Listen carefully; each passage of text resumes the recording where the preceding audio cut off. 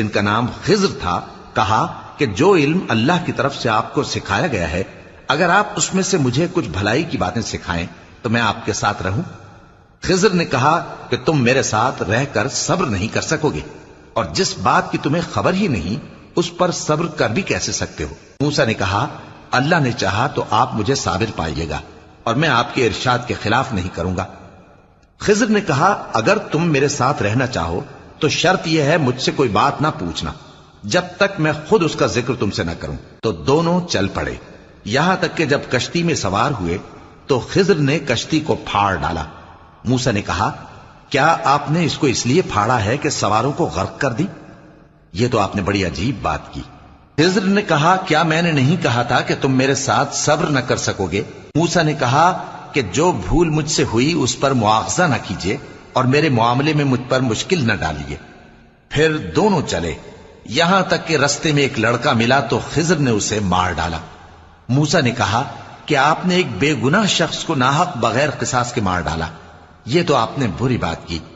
خضر نے کہا کیا میں نے نہیں کہا تھا کہ تم سے میرے ساتھ صبر نہیں ہو سکے گا؟ انہوں نے کہا کہ اگر میں اس کے بعد پھر کوئی بات پوچھوں یعنی اعتراض کروں تو مجھے اپنے ساتھ نہ رکھیے گا کہ آپ میری طرف سے عذر کے قبول کرنے میں حد کو پہنچ گئے ہیں۔ پھر دونوں چلے، یہاں تک کہ گاؤں والوں کے پاس پہنچے اور ان سے کھانا طلب کیا۔ انہوں نے ان کی ضیافت کرنے سے انکار کیا۔ پھر انہوں نے وہاں ایک دیوار دیکھی جو گرا چاہتی تھی تو خضر نے اس کو سیدھا کر دیا۔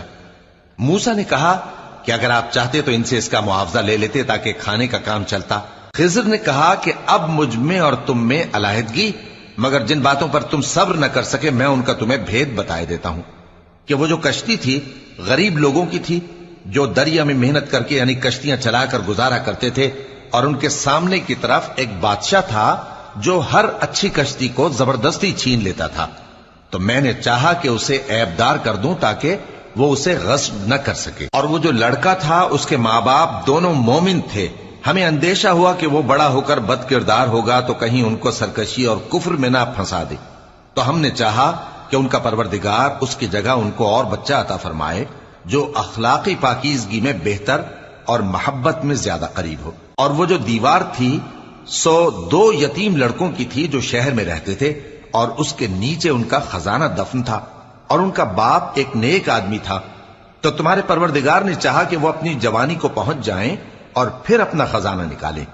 یہ تمہارے پروردگار کی مہربانی ہے، اور یہ کام میں نے اپنی طرف سے نہیں کیے، یہ ان باتوں کی